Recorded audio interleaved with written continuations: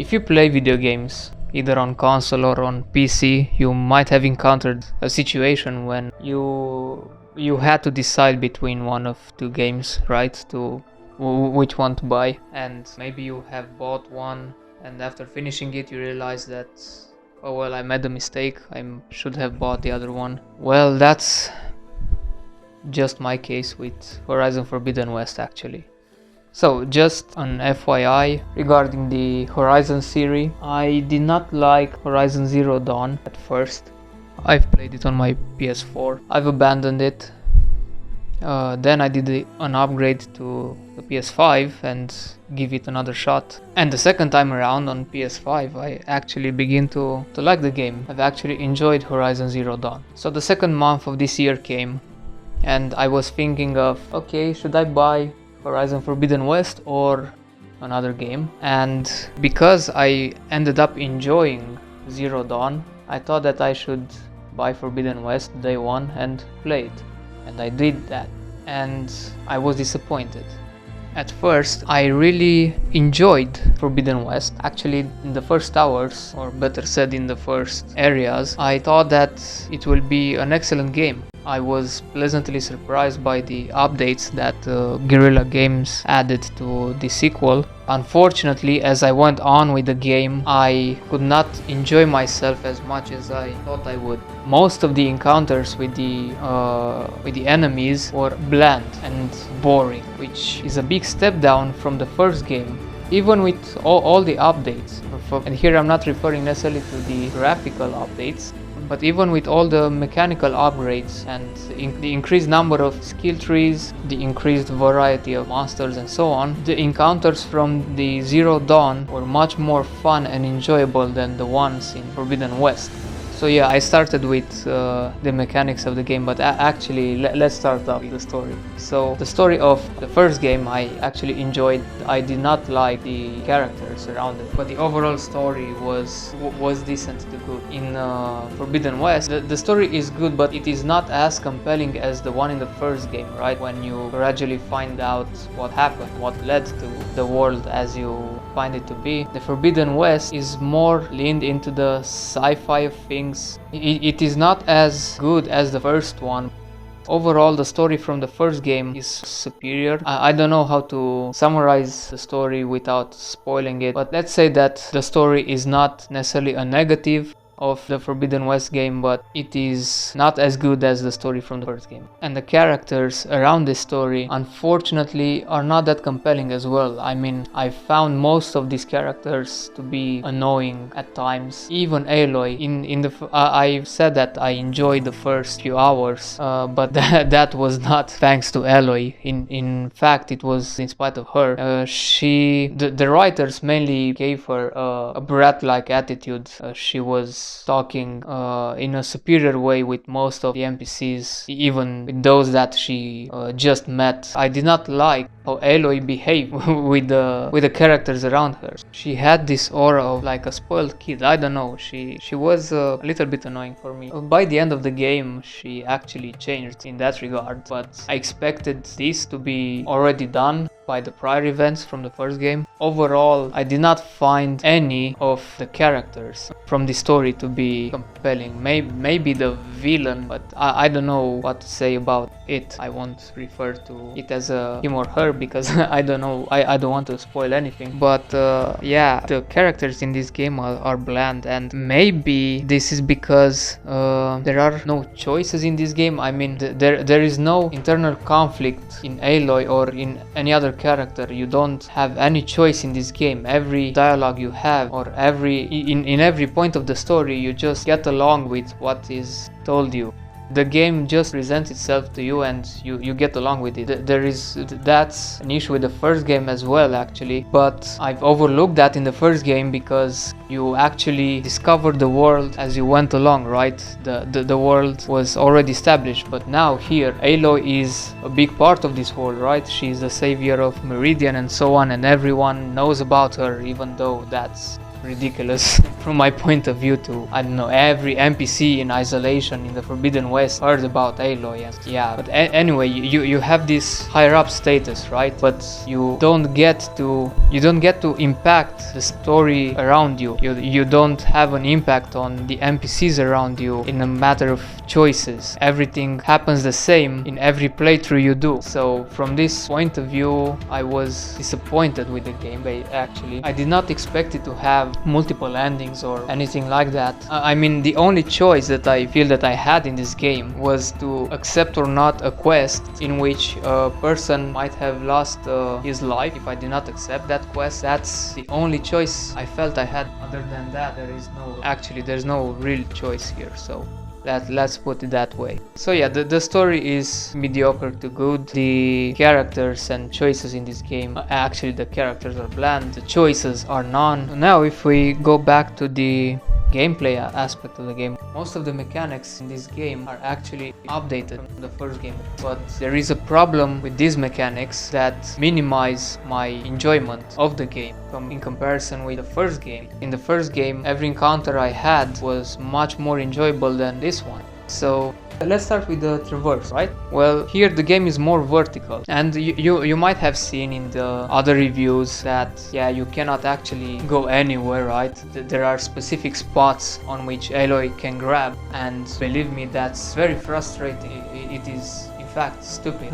because you just have to play by some specific paths and not what you actually consider Aloy to be able to do. Anyway, that problem, I was already aware of it because I saw some non-spoiler reviews about the game, which many people touched on that. However, with the verticality being what it is in this game, you are also given some options when you fight the mechanical monsters, right? You can go far way up during the fights and so on. So I took advantage of that, and I was fighting a pretty powerful monster at one point. Well, I was so far high, but I was still fighting it. But because the distance was so great between me and that monster, the arrows were not hitting him, and that was pretty frustrating.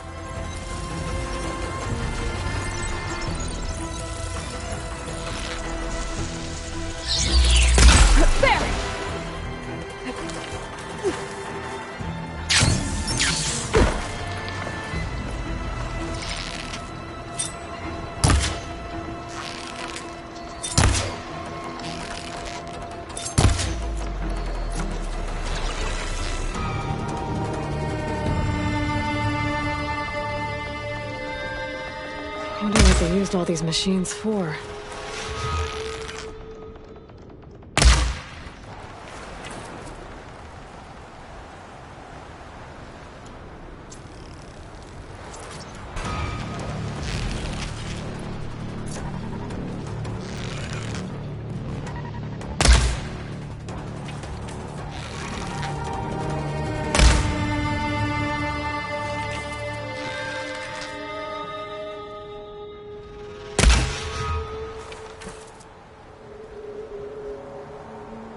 I have to build.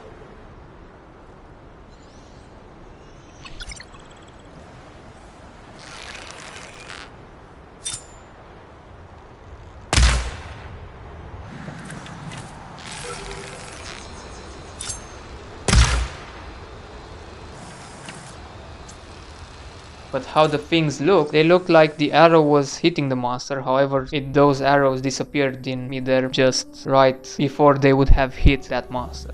And speaking of things disappearing in mid-air, remember that you hunt wildlife, right, for meat and other resources, where there were many times when birds were suddenly disappearing in mid-air.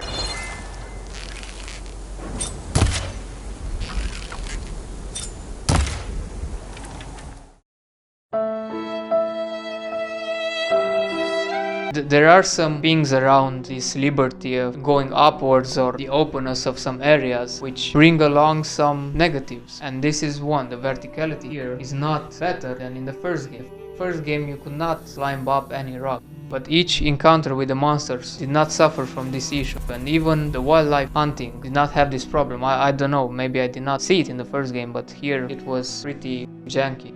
And also regarding the overall movement, Aloy now has some animations when she passes over some rocks and so on, and that makes her movement more fluid. But sometimes those animations did trigger when they shouldn't have. Mid-fight, that made me drop off a ledge or something and I died. So yeah, there is a lot of verticality here, a lot of movement options, but as I said, all of these come with pretty big negative impact. Because of the openness both horizontally and vertically, there are a lot of flying monsters. I think there are more flying monsters here than the first game. However, the game being much more open and all these monsters being assigned into certain areas or certain groups, there are invisible walls for them that they cannot pass. And those walls are pretty stupid. I mean, there were many situations when a flying monster was floating just a few meters in front of me in midair and it could not reach me because of that invisible wall that it had.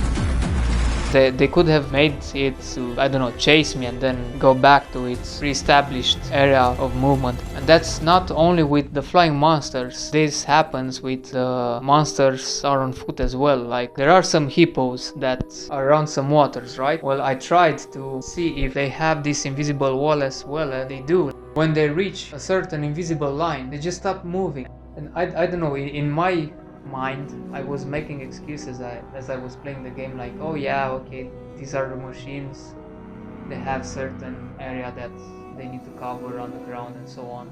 And this excuse worked for a while, but the problem is that I've encountered this problem so many times, even with human enemies. And speaking about human enemies, their AI is basically the same as the first game. I did not see any monster or human enemy to do something smart.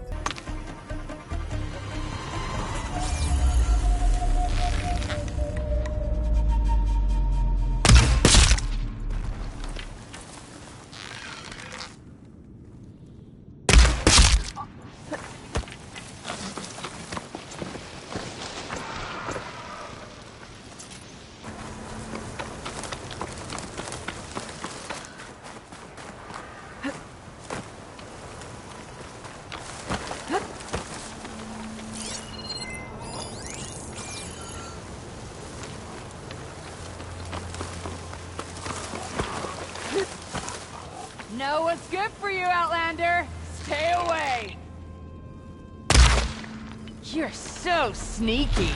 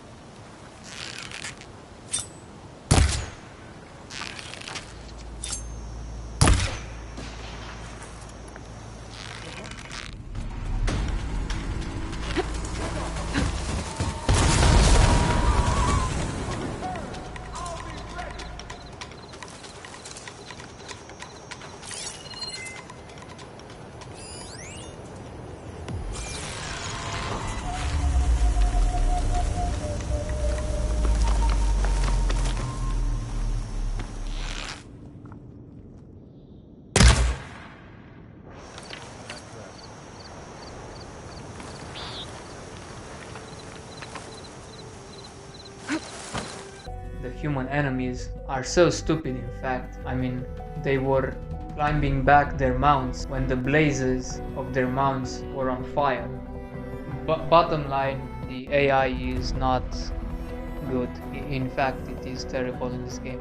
And it is so terrible that I did not have to use potions more than 7 or 8 times in the entire campaign. I mean, really, I played on the hardest difficulty from the start and I used potions only a few times. I don't remember using food. I think I accidentally ate 2 pieces of the first food that you get from the quest that you receive from a cook from the starting area and so on. Yeah, you receive some of his speciality, and I ate that 2 times by accident because I was scrolling through the items that I had, and at one point I consumed that type of food, so I did not find any usage whatsoever for the large quantity of special items that you find or craft in this game. And that's another thing, you have so many options in this game, which at first this might seem to be a positive thing, right? You have so many options to approach every encounter, but those items are unnecessary most of the times. I mean, you can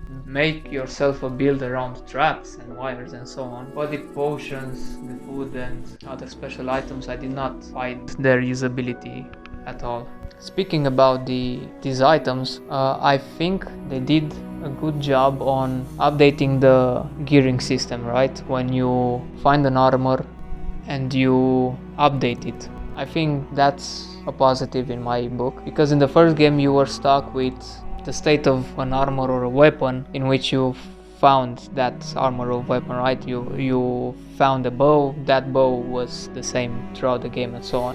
Here they played around with that idea. You have 3 levels of upgrade for each armor or weapon, and that was fine. As I said, that was a positive for me.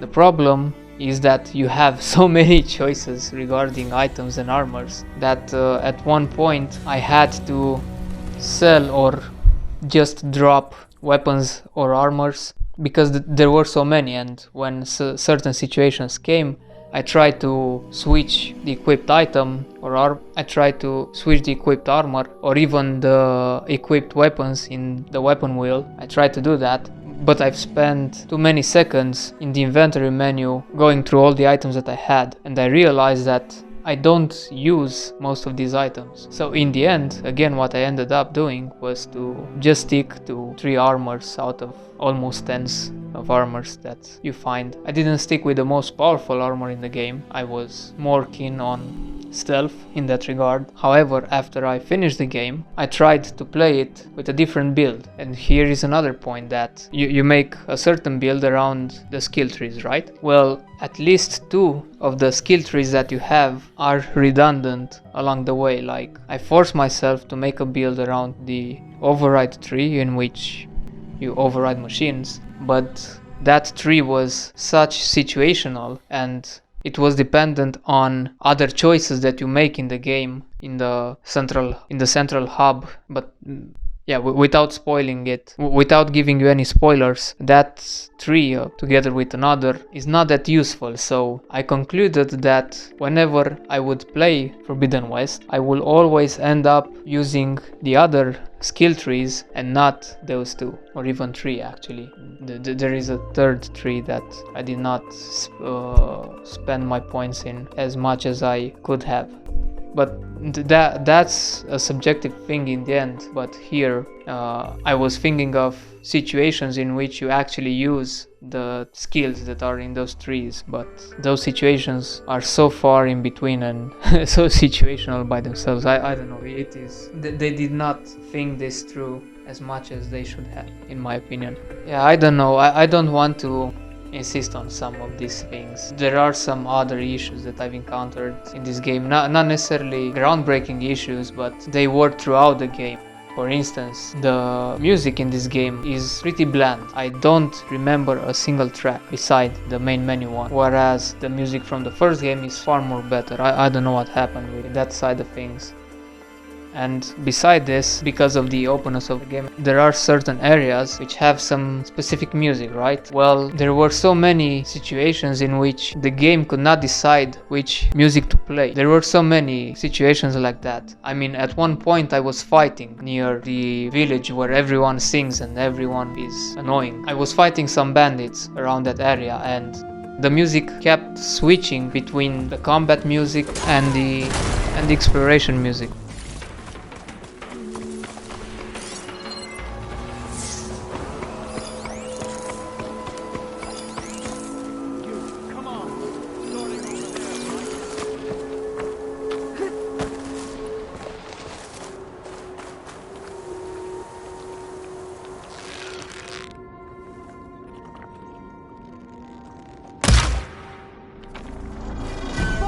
Attention!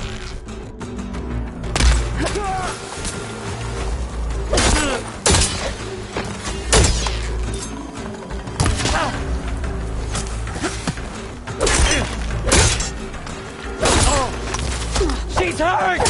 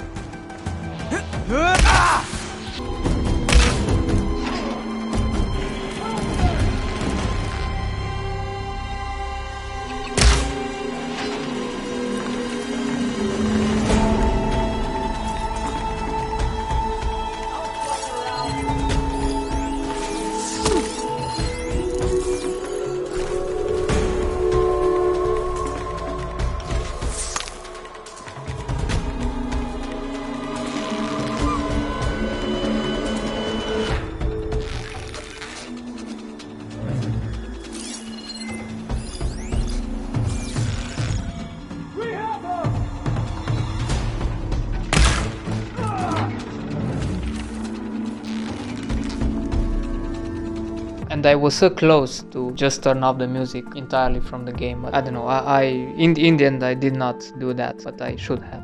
Actually, maybe I would have enjoyed the game much more than I did. And there are some other issues that annoyed me, like there is a bug that it is still not yet fixed, and I've encountered it 4 times. It is not reproducible each time, but when it happens it is annoying. Like during a fight, if you happen to melee attack while an acid explosion hits you, any melee attack you attempt to do afterwards is not happening. Like you cannot attack with your spear anymore unless you load the save. And I encountered that issue, as I said, 4 times, but those 4 times were during a fight, and it was so frustrating, and I actually died a couple of times because of it. Some other problems that I found were with the vistas. God forbid, if you are in an area where you have to find a vista point, If you want to use the focus to actually scan some monsters that you want to fight, you cannot do that because the image of the vista point appears, and that made every fight around the vista points to be much more harder because I could not use the focus, right? It was such a stupid problem to encounter in the first place. Other problems that I found were with the NPCs, like their lip syncing was out of place. You might want to go around these fields. Like, you know. Hey. Turn back, Outlander. Stone's Echo is for Utaru only. Guess I'm not getting in there. I feel like I should know who Turn you are. back, Outlander. Stone's Echo is for Utaru only.